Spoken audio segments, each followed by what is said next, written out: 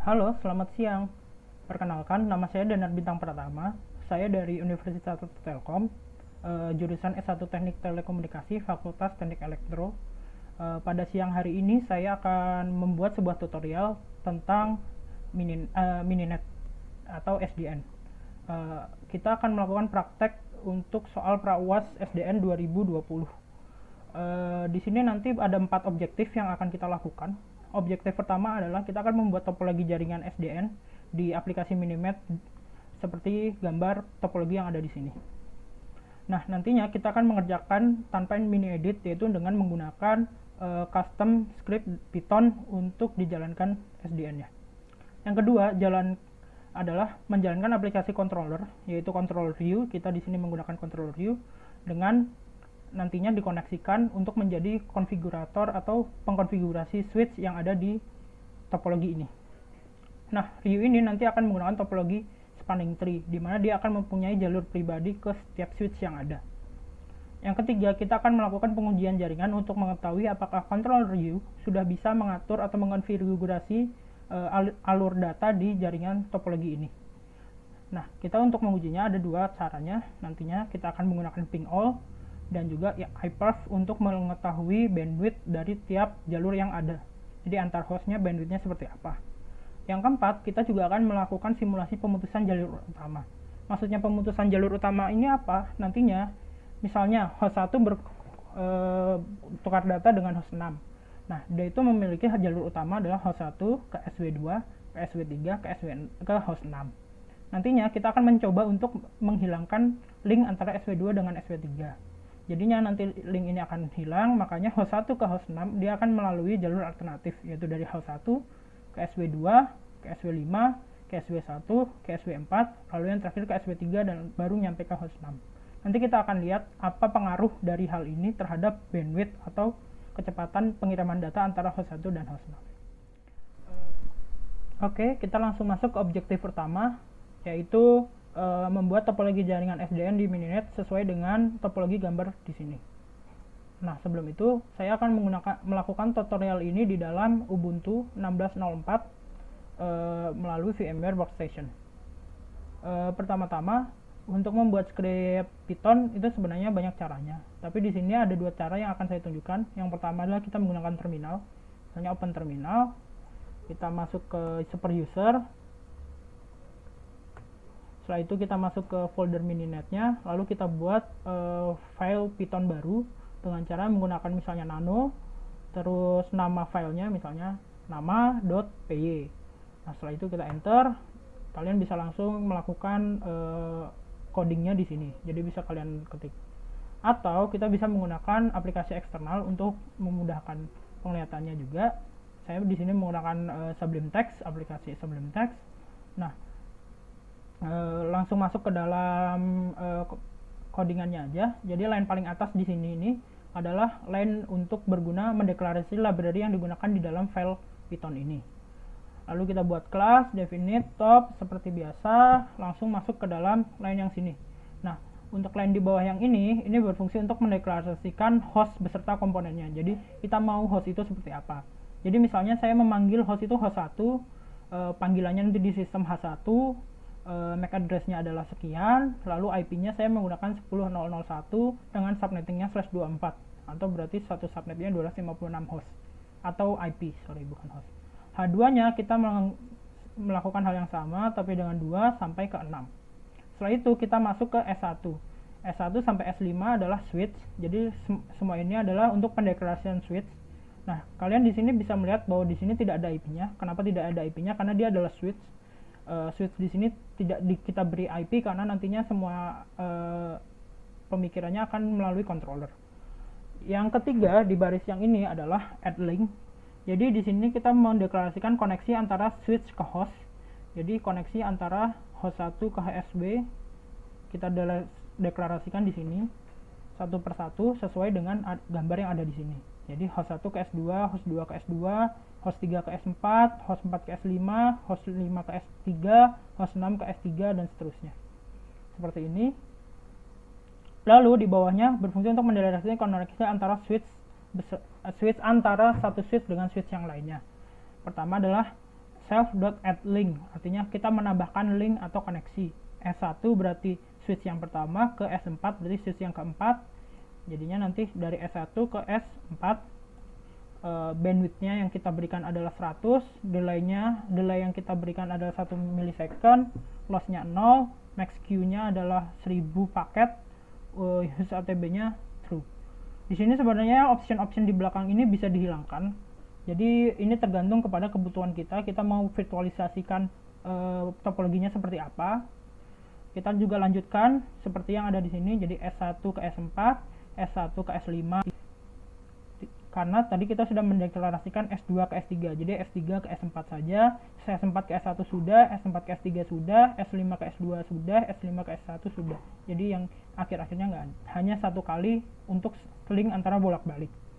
Setelah itu, line paling bawah adalah digunakan untuk mendeklarasikan nama topologinya. Di sini saya mendeklarasikan nama topologi ini adalah namanya danar. Nah, nanti ini digunakan untuk pada saat kita menjalankan mininetnya. Nah, untuk menjalankan mininetnya adalah pertama, kalian harus mengcopy dulu, misalnya di sini kalian bisa langsung buat ke dalam mininetnya, atau kalian kopikan dari misalnya taruh di desktop dulu, masuk ke dalam folder mininet seperti yang di awal saya contohkan tadi. Nah, kita langsung masuk aja ke dalam ini. Pertama super user dulu, masuk ke directory mininet seperti tadi. Nah, di sini dilihat bahwa Python-nya tadi, custom Python-nya tadi sudah ada di dalam folder mininet. Nah, untuk cara menjalankannya adalah dengan menggunakan command mn. Nah, command ini. Jadi, command-nya adalah mn min custom prawas. Min custom itu berarti kita menggunakan custom topologi, yaitu melalui script prawas.topologi.py. Toponya ini adalah nama topologinya, karena dia custom itu tadi kita memanggil sesuai dengan nama topologi yang kita berikan, yaitu danar. Lalu kita min mac, berarti ada mac-nya. Jadi mac itu akan berpengaruh karena kita tadi memberikan mac. Switch OVSK ini berarti menggunakan switch yang bertipe OVSK. Min control sama dengan remote, berarti controllernya kita menggunakan controller eksternal atau remote, yaitu RIU. Nah, setelah itu kita langsung bisa klik enter, kita jalankan, dia akan berproses. Nah, sampai dia ada kayak gini, berarti mininet tanda ini berarti dia sudah membuat atau selesai membuat topologi yang ada. Nah, coba kita misalnya contohin ping out.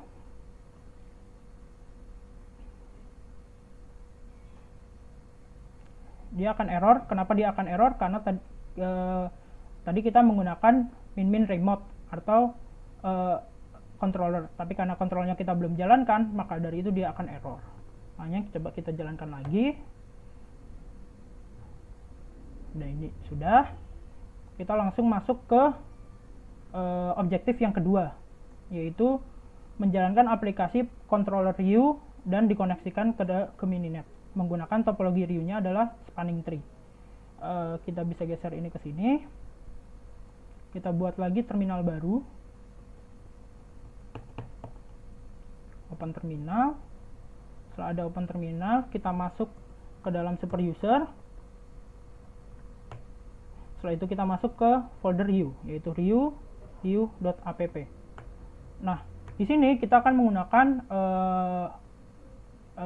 script Python yang sudah ada bawaan dari RIU-nya, yaitu simple switch stp13.py. Cara untuk menjalankan RIU-nya adalah riu-manager spasi nama dari script Python yang akan kita jalankan, yaitu simple switch stp 13.py. Langsung kita enter.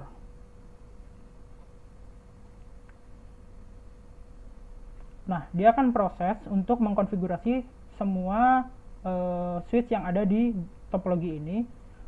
Nantinya kalau kita ping all, dia masih belum bisa. Biasanya kita harus tunggu dulu sampai dia nanti ada muncul. Sebentar ya, ditunggu saja dulu.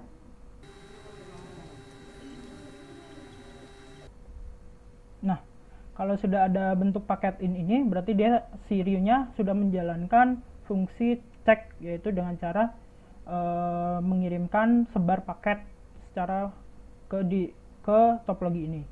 Berarti kita seharusnya sudah bisa melakukan ping all di mininetnya. Kita coba ya, ping all. Nah, seperti yang kita lihat bahwa ping out telah berhasil, yaitu dimana H1 sudah bisa menghubungi semua host yang ada dan seterusnya. Oke, setelah kita melakukan tes ping out, berarti kita sudah melakukan pengujian jaringan yang jalankan tes ping out. Kita bisa langsung masuk ke jalankan tes iPerf untuk mengetahui bandwidth atau kecepatan pengiriman data antara host satu dengan host lainnya. Cara untuk melakukan iPerf adalah iPerf spasi host pertama yang mau kita tuju, H1 misalnya ke H6,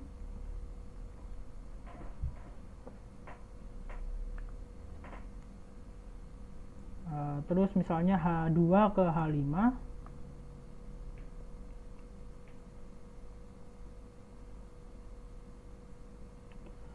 yang ketiga misalnya H2 ke H3, H5 ke H4, dan H3 ke H4. Berarti H2 ke H3, ke H3,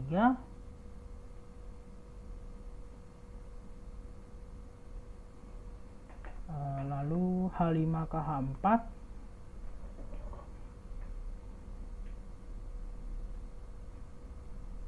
lalu H3 ke H4.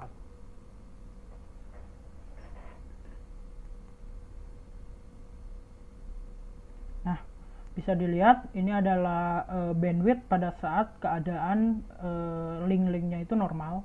Nah, kita langsung masuk ke objektif kita yang terakhir, yaitu jalur yang mau kita putus. Misalnya kita akan melakukan pemutusan S2 ke S3 dengan meninjau hubungan host 2 ke host 5.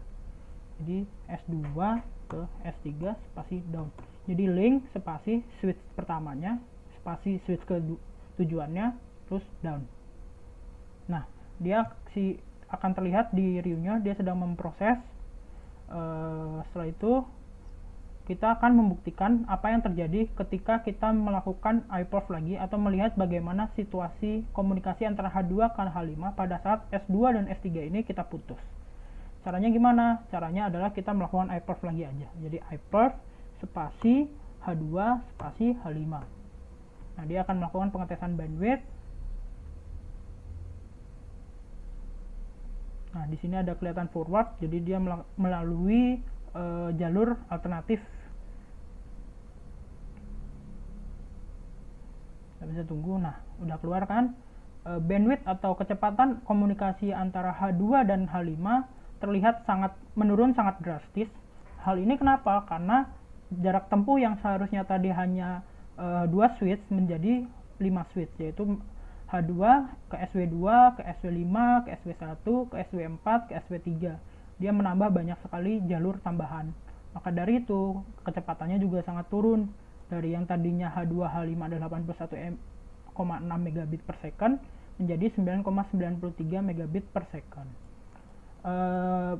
Begitu saja untuk tutorial dari saya. Bila ada salah, mohon dimaafkan. Sekian dari saya.